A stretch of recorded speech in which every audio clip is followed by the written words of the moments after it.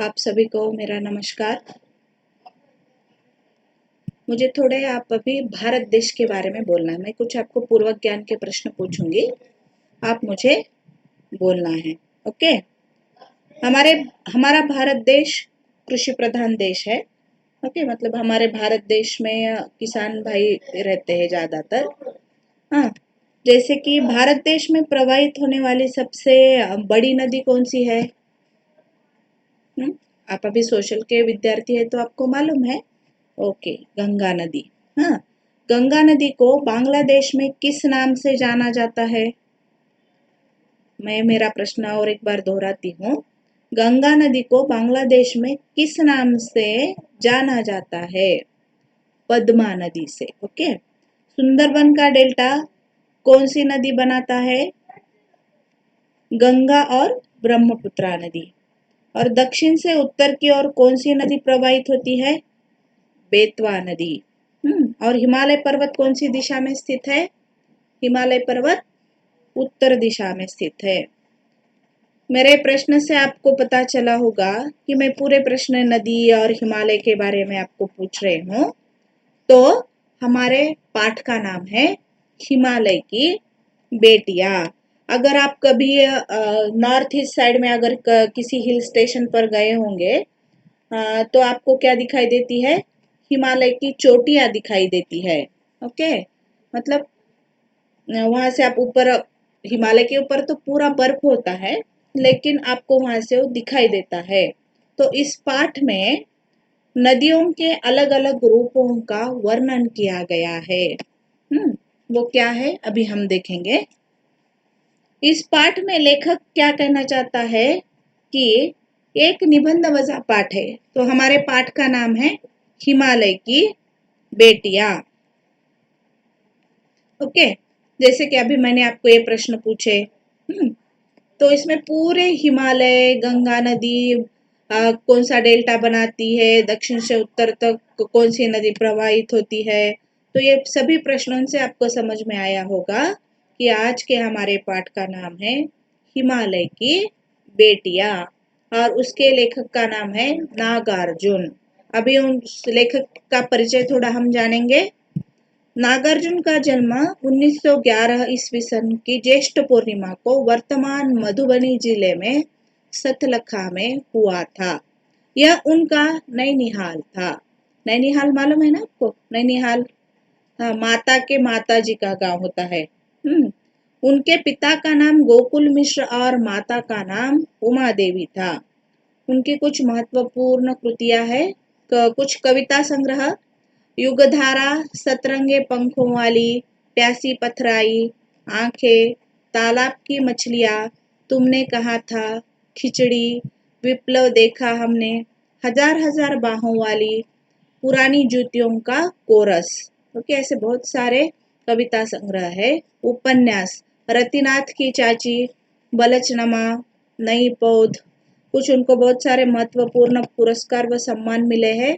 उसमें साहित्य अकादमी का भारती सम्मान, मैथिली चरण गुप्त सम्मान, राजेंद्र शिखर सम्मान, साहित्य अकादमी की सर्वोच्च फेलोशिप। बी फेलोशिप का मतलब होता है स्कॉलरशिप। और उनकी मृत्यु 5 नवंबर 1998 में दरभंगा बिहार में हुआ था। अब इस पाठ में हम हिमालय और उसकी जो नदियां है और नदियों का अलग अलग प्रकार का जो वर्णन कवि ने बड़ी सुंदरता से हमारे सामने रखा है उसको हम देखेंगे। ओके, तो यहाँ आप अगर पाठ्य पुस्तक में देख रहे होंगे कि आपको पर्वत का एक पिक्चर दिखाई देता होगा।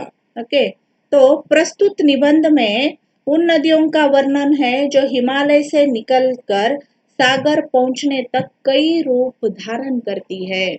मतलब जब नदियां हिमालय की गोद में होती है, मतलब नदियां कहाँ से निकलती है? हिमालय से निकलती है ना, तो उनका रूप अलग होता है। फिर सागर को जब मिलती है नदियां, तब उनका रूप कैसा होता है उसका वर्णन लेखक ने इस पाठ में किया है। और कैसे कैसे अलग अलग प्रकार की नदियां उनको दिखती है। मैदानी इलाकों में ये नदियां बड़ी गंभीर, शांत तथा अपने आप में खोई हुई सी प्रतीत होती है। तो किसी सभ्य महिला की तरह दिखने वाली इन नदियों के प्रति लेखक के मन में आदर तथा श्रद्धा भाव है। देखो जब मैदान में नदियां होती है ना, तो हिमालय से निकलकर ऐसे मैदानों की मतलब बहुत ही सभ्य महिला की तरह दिखती है। तब लेखक ने महिला नदी का वर्णन वहां पे कैसा किया है, सभ्य महिला की तरह किया है। ओके, तो मैदानी भागों में नदियां माता स्वरूपिणी बनकर मानव जाति के पालन में महत्वपूर्ण भूमिका निभाती है, इसलिए उनके लिए मन में आदर का भाव सहज ही उत्पन्न हो जाता है। मतलब हम अभी हमारे गांव में कुएं होते हैं, नदियां होती है, हम वहां पानी भरने जाते हैं, तो सच सरल स्वरूप माता के जैसी नदियां लेखक को यहाँ प्रतीत होती है। अभी नदियों को क्या क्या विशेषण दिए हैं वो देखना है। अभी हमें मैदानी इलाकों में नदियां कैसी दिखती है, माता के स्वरूप दिखती है, ऐसा लेखक ने कहा है। नेक्स्ट, लेखक हिमालय की यात्रा पर गया तो इन नदियों का एक अलग ही रूप देखकर हैरान रह गया। अभी तक मतलब गांव में जो नदियां होती है, मैदानों में होती है, वो लेखक ने देखी थी, तब वहां कैसी दिखती थी नदियां, माता के समान दिखती थी। लेकिन अभी लेखक हिमालय की यात्रा पर गए थे, तब नदियों का एक अलग ही रूप देखकर वहां पे लेखक क्या हो गए थे, हैरान हो गए थे। हिमालय पर दुबली पतली सी दिखने वाली गंगा, यमुना तथा सतलज मैदानों में उतरकर इतनी विशाल कैसी हो जाती है। देखो जैसे कि मैदान में कैसी होती है, छोटी होती है, माता की जैसी होती है, लेकिन हिमालय से निकलने के बाद वो कैसी दिखती है, गंगा यमुना सतलज कैसी दिखती है, बोला है कि उग्र रूप दिखता है उनका। ओके, दुबली पतली मतलब हिमालय से निकलते समय कैसी दिखती है, गंगा यमुना मैदानों में उतरकर इतनी विशाल हो जाती है, मतलब ऐसे निकलते निकलते निकलते उसका प्रवाह बढ़ता है और वो विशाल दिखने लगती है। हिमालय की गोद में अटखेलियां करती हुई उनकी इन बेटियों की बाल लीला देखकर लेखक को बहुत आश्चर्य हुआ। किसकी बेटियां है, हमारे पाठ का नाम ही हिमालय की बेटियां। तो अभी हिमालय की गोद से जब नदियां निकलती है तब वो कैसी, तब पहले दुबली पतली होती है और बाद में उनका जो उग्र रूप दिखता है ना, तो वो नदियों को यहाँ पे लेखक ने क्या कहा है, बेटियां कहा है। ओके, और उनकी बाल लीला जब छोटे थे तब मैं से कैसे शरारत, अटकिलिया मीन्स खेल खेलते हुए। ओके, लेखक सोच में पड़ जाता है कि अपने महान पिता का विराट प्रेम पाकर भी ये नदियां क्यों अतृप्त है। अभी इतना बड़ा पिता कौन है, हिमालय, किनका पिता है, नदियों का पिता है। लेखक को ऐसा लगता है कि इतना महान इनका पिता है, उनके पास सब कुछ है, लेकिन ये नदियां क्या है, उनके प्रेम से अतृप्त है। क्यों ऐसा लगता है, क्योंकि किस लक्ष्य की प्राप्ति के लिए बेचैन होकर भागी जा रही है, कि वे नदियां भागती है अपनी हिमालय की गोद में, अच्छा उतना हिमालय के गोद में वो बैठे हैं तो वहां अतृप्त है, क्यों ऐसे निकलती है वहां से, बेचैन होती है, वह कौन सी मंजिल है जहां पहुंचकर उनकी प्यास बुझ सकेगी। तो नदियों को क्या होना है अभी, पर्वत की गोद में, हिमालय की पर्वत की गोद में क्या है, वो सुखी नहीं है।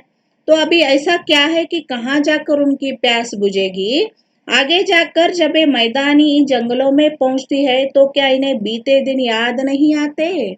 जैसे कि जब हिमालय पर्वत की गोद में नदियां होती है, वहां बाल लीला दिखाती है, पर्वत की गोद में वो प्यार से रहती है, लेकिन आगे जाके जब वो कहाँ जाती है, मैदानी जंगलों में पहुंचती है, तब उनको पुराने उनके बचपन के मतलब पर्वत की गोद के दिन याद नहीं आते।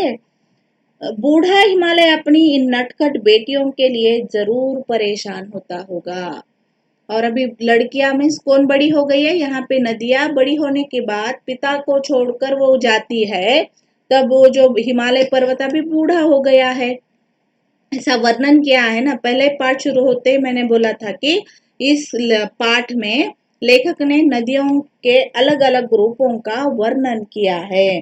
तो अभी क्या होता है, बूढ़ा हिमालय अपनी इन नटखट बेटियों के लिए जरूर परेशान होता होगा। जैसे कि आप भी थोड़ा, स्पेशली लड़कियां जब बड़ी होती है तब माता पिता को थोड़ी घर में आने के लिए देर हो गई, मतलब लड़की या लड़का कोई भी रहने दो, परेशानी होती है ना, मेरा बेटा अभी तक नहीं आया, मेरी बेटी नहीं आई, कहाँ गई होगी, कुछ खाया हो गया नहीं, ऐसी चिंता करते रहते हैं ना हमारे माता पिता, वैसे ही जब हिमालय की गोद से नदियां बहुत दूर निकल जाती है तब हिमालय भी क्या करता है, उनकी चिंता करता है, परेशान होता है उनके लिए।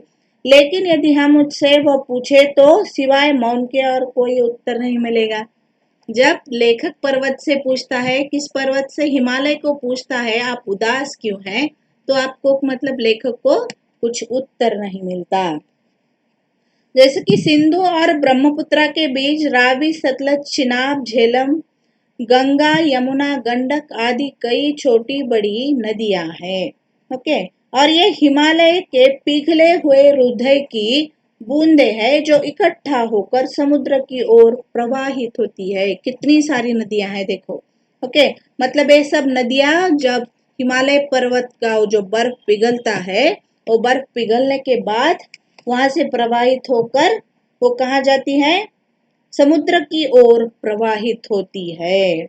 मैदान में इन नदियों को देखकर लेखक कहता है कि अपने पिता की गोद में खेलने वाली इन बालिकाओं का रूप पहाड़ी लोगों के लिए सामान्य बात हो सकती है। देखो, लेकिन थोड़ा जोर का पानी आ गया तो हम भी परेशान होते हैं ना। हाँ, लेकिन वो जो जंगलों में लोग रहते हैं उनको वो रूप उनका सामान्य है, लेकिन उसे यह रूप इतना लुभावना लगता है कि यह हिमालय को स्वशुर तथा समुद्र को उसका दामाद कहने में जरा भी संकोच नहीं करता।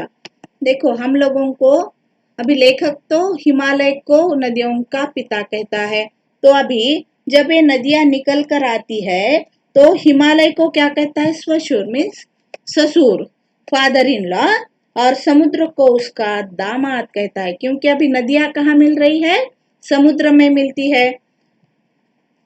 तो सागर, हिमालय पर्वत सागर का क्या हो गया, ससुर हो गया, और उनका वो दामाद हो गया, कौन, सागर। कालिदास ने अपने मेघदूत में वेत्रवती नदी को प्रेयसी के रूप में चित्रित किया है, और कालिदास एक संस्कृत के महाकवि थे। ओके, तो उनका एक जो मेघदूत नाम का एक महाकाव्य है, उसमें नदी को उन्होंने क्या, किस रूप में देखा है, प्रेयसी के रूप में देखा है।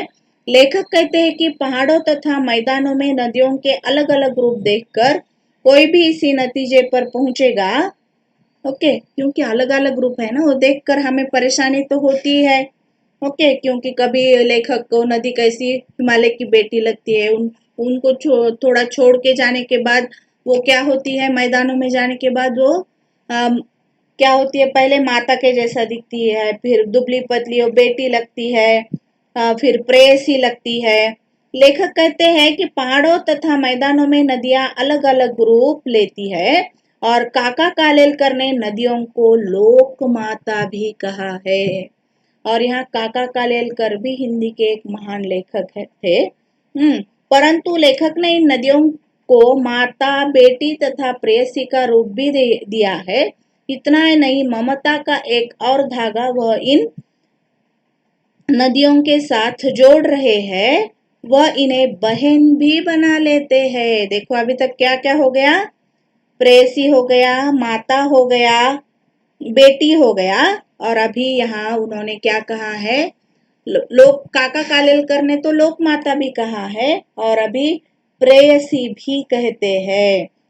ओके, वह इन्हें बहन भी बना लेते हैं क्योंकि वे परेशानी के क्षणों में जब सतलज नदी के किनारे जाकर बैठते हैं तो शीघ्र ही उनका मन तरोताजा हो जाता है। मतलब लेखक जब किसी उदास होते हैं तब कहाँ जाके बैठते हैं, कहाँ जाकर बैठते हैं, सतलज नदी के किनारे जाकर बैठते हैं तो उनको फ्रेश तरोताजा होता है, इसलिए उन्होंने नदी को क्या कहा है, बहन भी कहा है। ठीक वैसे ही जैसे कोई बहन अपने भाई को मुश्किल चुटकी बजाते सुलझ देती है, वही बैठा बैठा लेखक अपनी सतलज नदी पर एक कविता भी लिखता है। अभी एक कविता भी उन्होंने लिखी है, जो जय हो सतलज तुम्हारी बहन है, लीला अचरज बहन तुम्हारी, हुआ मुदित मन हटा कुमारी, जाओ मैं तुम पर बलिहारी, तुम बेटी यह बाप हिमालय, चिंतित पर चुपचाप हिमालय, प्रकृति नटी के चित्रित पट पर अनुपम अद्भुत छाप हिमालय, जय हो सतलज बहन तुम्हारी। स्पेशली सतलज नदी को लेखक ने क्या उपमा दी है? बहन की उपमा दी है। तो बहन का गुणगान करते हुए यहाँ पर लेखक ने उनके बारे में एक कविता भी लिखी है। तो अभी हमने इस पाठ में क्या देखा? एक तो नदियों के अलग अलग रूप देखे हैं। हाँ, वो कैसी गंभीर होती है, संभ्रांत होती है, कभी प्रेयसी का वरदान, प्रेयसी कहाँ है, ओके, बहन कहाँ है, माता है, लोक माता है, वो कैसी दिखती है? आकर्षक है, प्रवाहित होती है। इस प्रकार का आप जियो भी बना सकते हो।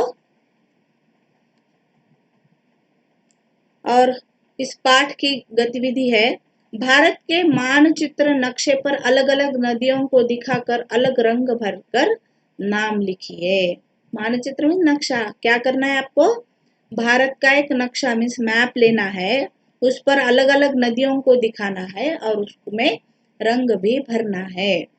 और अभी ये निबंध वजह हमारा पाठ है, तो आपका आज का आपका गृह कार्य है, नदियों में बढ़ता प्रदूषण पर आपको क्या लिखना है? एक अनुच्छेद लिखकर लाना है। ओके, प्रदूषण मालूम है ना? और अभी नदियों की हालत अभी क्या है? मतलब यहाँ तो इस पाठ में हमारे लेखक ने नदियों को अलग अलग उपमाएं दी है, लेकिन अभी जो हमारी नदियों की हालत है, मतलब नदियों में जो बढ़ता प्रदूषण है, उस पर आपको एक अनुच्छेद लिखना है। धन्यवाद।